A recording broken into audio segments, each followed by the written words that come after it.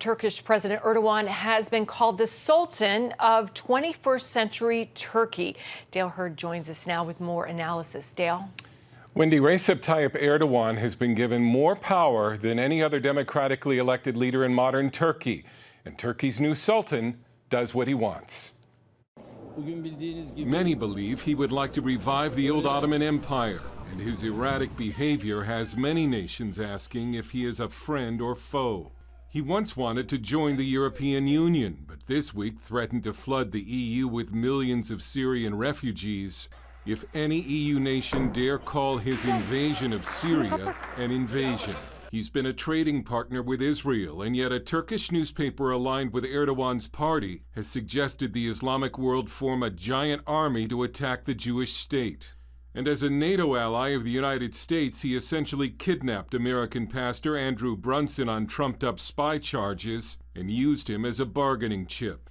He is an Islamist president with an unprecedented amount of power. After the failed July 2016 coup against him, he launched a nationwide crackdown, arresting more than 50,000 people in the armed forces, police, judiciary, education, and media. He has said he wants to raise a generation of pious Muslims and has vowed to turn the historic Hagia Sophia Church and Museum into a mosque again, as the supreme symbol of his revival of the Ottoman Empire. And he is going to increasingly be trouble for Europe and the United States. Well, Dale, many have wondered if Turkey could one day look like the Islamic Republic of Iran.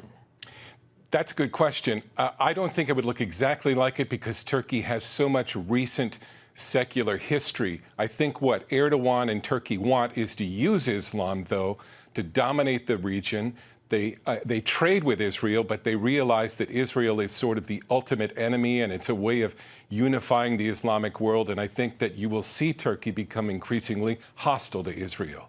You know, Turkey is, of course, a NATO ally, but are they a friend of the United States? It doesn't look like it. Yeah, that's a good question. You know, countries pretend that they're friends, and that's what it looks like is going on here.